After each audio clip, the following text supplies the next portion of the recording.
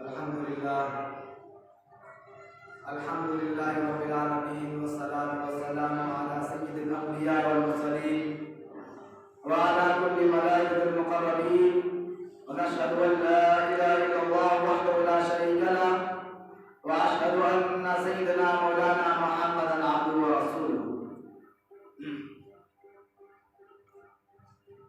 अम्मा बाद फ़अऊज़ु बिल्लाहि मिनश शैतानिर रजीम बिस्मिल्लाहिर रहमानिर रहीम वमा अर्सलनाका इल्ला रहमतन लिल आलमीन। वक़ाल अल्लाहु तबारक व तआला फ़िल क़ुरआनिल मजीद लक़द कान लकुम फ़ी रसूलिल्लाहि उस्वतुन हसनह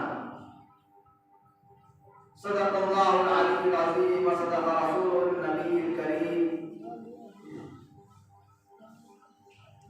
सामीन, बिरादरान मिल्लत और हमारी माँ बहनों, अल्लाह रब्बुल इज़्ज़त ने कुरान पाक में इरशाद फरमाया कि हमने जनाब मोहम्मद रसूलुल्लाह सल्लल्लाहु अलैहि वसल्लम को सारे आलम के लिए रहमतुल लिल आलमीन बना करके भेजा, सारे आलम के लिए रहमत बना करके भेजा। और दूसरी जगह फरमाया कि अगर तुम्हारे लिए दुनिया में कोई आइडियल के तौर पर, कोई नमूने के तौर पर, या कोई तुम्हें अपनी जिंदगी गुजारने के लिए गाइडलाइन के लिए इसके तौर पर ये जिंदगी के किसी मसाइल को अल्लाह रब्बुल इज़्ज़त की मर्जी के मुताबिक गुजारने के लिए राह दिखाने के तौर पर, तुम्हें जन्नत के रास्ते पे चलने के तौर पर और तुम्हारे दुनिया में आने के मकसद को जानने के तौर पर जो आइडियल, जो नमूना हो सकता है वो एक ज़ात है, वो जनाब मोहम्मद रसूलुल्लाह सल्लल्लाहु अलैहि वसल्लम की ज़ात है। अब सवाल ये है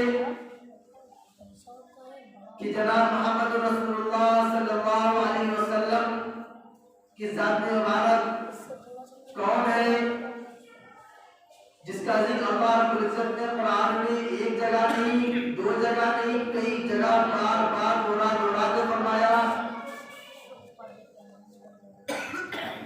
उनकी बेअसत कब हुई, इस दुनिया में वो कब तशरीफ लाए, उनका पैगाम क्या है, उनके तरीके क्या है, उनकी सुन्नतें क्या है, उनका अहकाम क्या है, वो किस मकसद के लिए दुनिया में आए।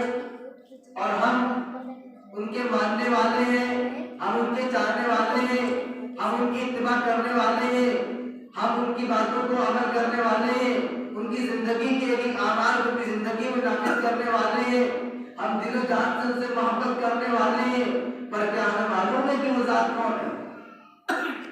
ये जो मुबारक महीना रबीउल अव्वल का महीना आया है, ये हमें उस सबक की याद दिलाता है। वो ये बताता है कि जिसके लिए तुम पैदा किए गए, जिस मकसद की तरफ तुम इस दुनिया में भेजे गए, जिस मकसद को लेकर अल्लाह रब्बुल इज़्ज़त ने तुमको दुनिया में भेजा और सारे कायनात को, सारे निज़ाम को अल्लाह ने बनाया, उस मकसद को, उस पैगाम को जिसके हवाले करके दुनिया में भेजा, उस ज़ात की, उस ज़ात गिरामी की पैदाइश इसी महीने में हो रही है। इसी महीने में हम जनाब मोहम्मद रसूलुल्लाह सल्लल्लाहु अलैहि वसल्लम को भेज रहे हैं।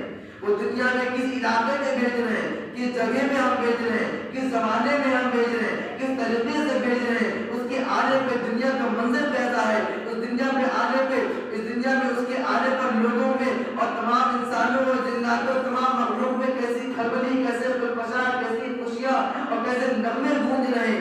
आसमान से लेकर फर्श तक, जमीन से लेकर अर्श तक क्या माहौल बना हुआ है। उस माहौल को बनाने के लिए इस महीने का इंतखाब फरमाया और इस महीने में यानी रबीउल अव्वल के महीने में जनाब मोहम्मद रसूलुल्लाह सल्लल्लाहु अलैहि वसल्लम की ज़ात गिरामी को मखसूस फरमाया।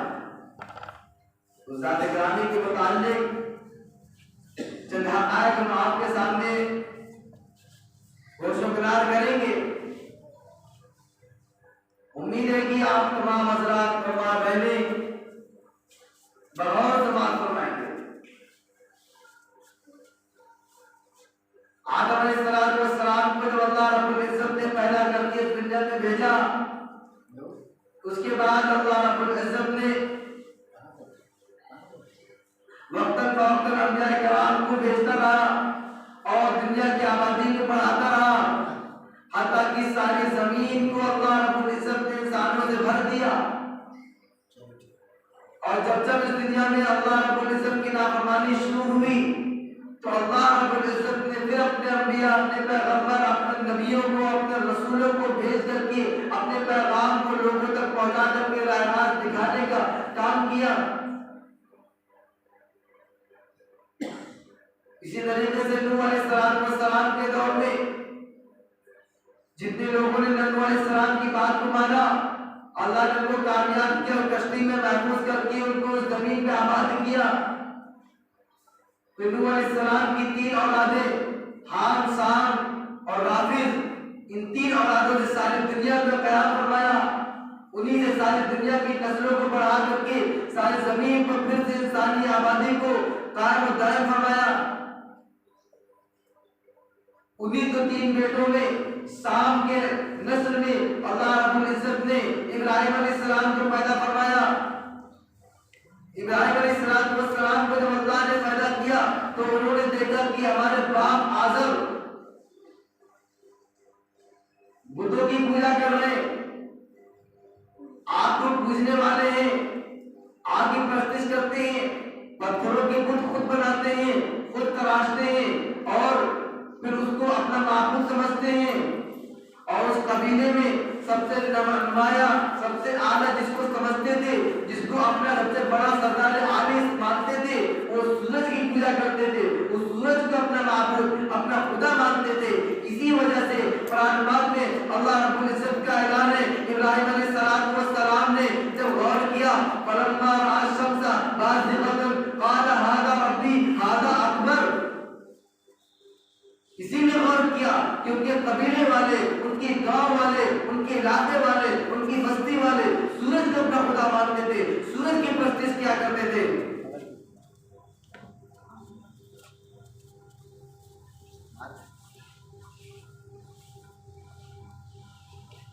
इसी वजह से अल्लाह रब्बुल इज़्ज़त ने फरमाया कि देखो इब्राहिम क्या कह रहे हैं, क्या सूरज, क्या तू मेरा खुदा है? तू दुनिया में सबसे बड़ा नजर आता है, सबसे ज्यादा जलाली नजर आता है, सबसे ज्यादा कुव्वत वाला नजर आता है, सबसे ज्यादा ताकत वाला नजर आता है।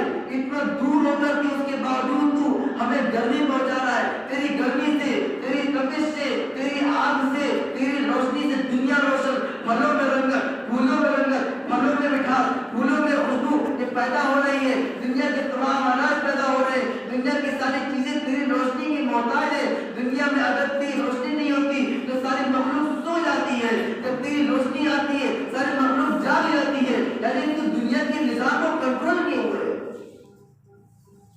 लेकिन जब शाम हुई, जब देखा कि सूरज तो छुप गया, तो फरमाया नहीं, मेरा खुदा तो हाजिर है, हर वक्त हाजिर है, हर वक्त मौजूद है। ये सूरज मेरा खुदा नहीं हो सकता, हरगिज़ नहीं हो सकता। फिर फरमाया फलम्मा रअल क़मर बाज़िग़न क़ाल हाज़ा रब्बी, क्या चांद हो सकता है? फलम्मा रअल कौकबा क़ाल हाज़ा रब्बी, क्या सितारे सैयारे हो सकते हैं हमारे खुदा, हमारे माबूद? जब ये झिलमिल करने लगे, ये भी छूट गए। सुबह होते ही चांद की रोशनी फीकी पड़ी, सूरज आबिताब के साथ आया, चांद गायब हो गया।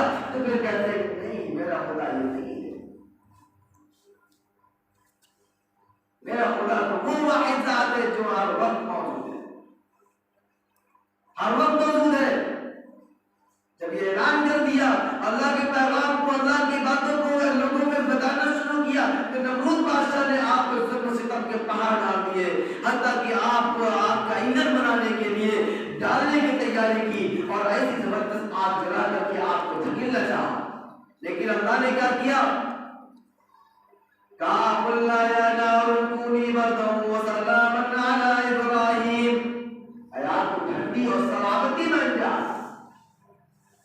इब्राहिम अलैहिस्सलाम की ठंडी नहीं, अगर ठंडी कहते तो इतनी ठंड हो जाती तो ऐसा मुश्किल होता, बल्कि तो सलामती वाली आग बन जा जिसमें इब्राहिम को आराम पहुंचे, इब्राहिम को कोई तकलीफ ना हो, इब्राहिम सुकून इत्मीनान के साथ अपनी जिंदगी को गुजार सके जब तक कि उसमें रहेंगे। अल्लाह ने उस आग को बज़ाहिर नजर आ रही है जन्नत का बाग बना दिया। इब्राहिम अलैहिस्सलाम की उम्र 80 साल की हुई, अभी आपकी कोई औलाद नहीं, आपने अल्लाह से दुआ की, ऐ अल्लाह तू मुझे एक ऐसी औलाद नवाज जो नेक हो, फरमाबरदार हो और हलीम हो, बुर्दबार हो, बर्दाश्त करने वाली कुव्वत उसके अंदर हो, तेरी इताअत करने वाली सिफात उसके अंदर हो, इन तमाम सिफातों के साथ तुम्हें एक औलाद नसीब हो बुढ़ापे की उम्र में। और अल्लाह ने कर दिखाया कि तू तो मेरा खलील है, तू मेरा दोस्त है, मेरा महबूब है, तुझे मैं खलीलुल्लाह का लक़ब देने वाला हूँ, लेकिन मैं तुझे आज़माऊंगा। आपको इब्राहीम अलैहिस्सलाम को अल्लाह ने इस्माईल जैसा नेक फर्जंद हलीम बुर्दबार बेटा बनाया। बुढ़ापे की उम्र में जो मन्नतों से मिला, ख्वाहिशों से मिला, दुआओं से मिला और बुढ़ापे का सहारा बनने के लिए मिला। और अल्लाह ने ऐलान कर दिया ये नबी ऐसा है जो आगे नबी बनेगा, बाद की विरासत को संभालेगा और इसकी नस्ल में एक ऐसा नबी आएगा जिसके सदके में हमने सारी कायनात बनाया है। इधर पैदाइश हुई, 4 दिन गुजरने लगी, अल्लाह का हुक्म हो गया इब्राहिम को, इस शख्स को यानी इस्माईल अपने बेटे को और अपनी बीवी हाजरा को गैर ज़रा में ऐसी सरजमीन में जो पहाड़ों के दरमियान हो, एक घाटी हो, जहाँ न परिंदों न परिंदों न अनाज हो, न पानी हो, न दरिंदे हो, न कीड़े मकोड़े हो, कोई मखलूक ना हो, सिर्फ अल्लाह की ज़ात वहाँ मौजूद हो, ऐसी जगह छोड़ो। इतना ही नहीं, आपको एड्रेस बता दिया, पता बता दिया, सब कुछ बता दिया, ऐसी जगह ऐसी जमीन में जाके छोड़ा। आप अलैहिस्सलाम ने अपनी बीवी हाजरा को और अपने बेटे इस्माईल को जो भी गोद में दूध पी रहे, दूध भी नहीं छूटा था, लेकिन लेकर के चले गए अल्लाह के हुक्म पर, अल्लाह की फरमाबरदारी, अल्लाह की इताअत में कहाँ गए, उस जगह में जहाँ अल्लाह ने पता बताया था छोड़ा। वही अल्लाह ने यहाँ पे ज़मज़म को नाज़िल किया, यानी कि उसका चश्मा जमीन से फोड़ा। इस्माईल अलैहिस्सलाम की वजह से वो रो रहे थे, प्यास की शिद्दत बढ़ती जा रही थी, अपने एड़ियों को रगड़ रहे थे जमीन पर। अल्लाह ने उनके पीने का इंतजाम कर दिया। कैसे इस जमीन का आवाज कर रहा है, वो कबीला आया हाजरा अलैहिस्सलाम के पास और जियारत करके बयान का आवाज दिया। और इब्राहीम अलैहिस्सलाम के बेटे इस्माईल बरसात के उनको पहुंचते रोए बड़े होते तो फरमाता है अल्लाह कि ऐ मेरे बेटे, मैंने वहां पे देखा कि मैं तुझको दुआ कर रहा हूं कि अल्लाह का हुक्म है कि मैं तुझे अल्लाह के नाम से दुआ करूं। मेरा इल्हाम बिल्कुल अल्लाह मेरा बयान अगर मेरा अल्लाह की तरफ होती है तो दुआ को नहीं कर रही है। वो बेटा जिंदा होने जा रहा है, उसी की नस्ल में जनाब मोहम्मद रसूलुल्लाह सल्लल्लाहु अलैहि वसल्लम का आना मुकद्दर हो चुका है। तो अल्लाह कह रहा है कहां गया है, आपको यकीन हो गया कि आज मेरा बेटा जिंदा हो जाएगा। छुरी गर्दन में लगी थी और बोलने के तैयार हो गए, छुरी चल रही है, अल्लाह ने हुक्म दे दिया छुरी अगर तूने इस्माईल की बात बराबर पैदा कर दिया तो तुझे कर। फरिश्तों ने कोहराम मच गया, तमाम फरिश्ते आसमान पर आ चुके और देख रहे कि ये बंदा कहता है। एक बाप अपने बेटे को जिबा करने बैठा, एक नबी आने वाले नबी को जिबा करने बैठा, एक ऐसा नबी जो जिबा हो रहा है जिसके नस्ल में जनाब मोहम्मद रसूलुल्लाह का आना मुकद्दर हो चुका है, इस मामले में नहीं आ रहा।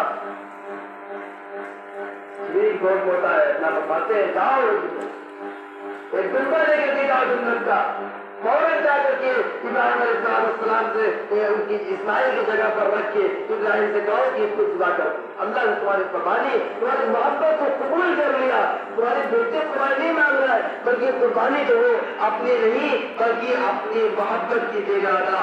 ये मुझसे अगर मोहब्बत है या मेरे बेटे, ये मोहब्बत असल की अल्लाह ने मोहब्बत को जांचना था, मोहब्बत को मांगना था, तो अल्लाह रब्बुल इज्जत ने उनकी कुर्बानी को तलाश किया और उनको देख लिया कि वाकई ऐसे नबी हैं, कि वाकई ऐसे मोहब्बत करने वाले हैं जो हमारे मोहब्बत के आगे सब कुछ कुर्बान करने को तैयार है। उसके बाद इब्राहिम अलैहिस्सलाम ने अल्लाह के हुक्म से इस्माइल अलैहिस्सलाम के साथ खाने काबा की तामीर फरमाई और ऐलान फरमा दिया कि लोगों आओ इस बैतुल्लाह के हज के लिए, अल्लाह का हुक्म है। उस वक्त जिन लोगों ने कयामत तक के आने वाली नस्लों तक जितनी भी नस्लें इस दुनिया में आएंगी उन सब में अल्लाह रब्बुल इज्जत ने कह दिया कि तुम इसकी आवाज को सुनोगे और लब्बैक कहोगे तो तुम हज के कबूल किए जाओगे, हज के लिए कबूल किए जाओगे। और अल्लाह ने लोगों को तौफीक दी जिन्होंने उस वक्त लब्बैक कहा, और अल्लाह ने सबकी कानों तक आवाज पहुंचा दी। स्पीकर, ये माइक, ये कुछ नहीं है, ये सारी जात अल्लाह की है जो आवाज तुम्हारे पहुंचा रहा है। उस वक्त इब्राहिम अलैहिस्सलाम की आवाज मशरिक से मगरिब तक, शुमाल से जुनूब तक, और जो मखलूक जो इंसान पैदा भी नहीं हुए थे, दुनिया में आए भी नहीं थे, जिनका वजूद भी नहीं था, क़यामत तक के आने वाली नस्लों तक के कानों तक आवाज को पहुंचाना ये बहुत बड़ी बात है। वो अल्लाह की जात आली का मकाम, कुदरत का नतीजा है, उसने अपनी कुदरत सबके कानों तक आवाज पहुंचाई। दुनिया की कोई ताकत उसको नहीं कर सकती।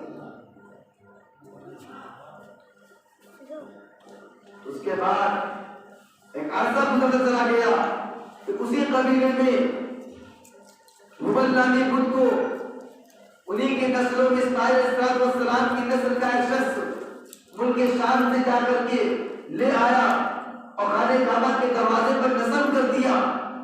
वही से वहां खाने काबा में और मक्का मुकर्रमा के अंदर और रब्बुल इज्जत के मकान के अंदर इसको इब्राहिम अलैहिस्सलाम ने, इस्माइल अलैहिस्सलाम ने बुलंद किया था।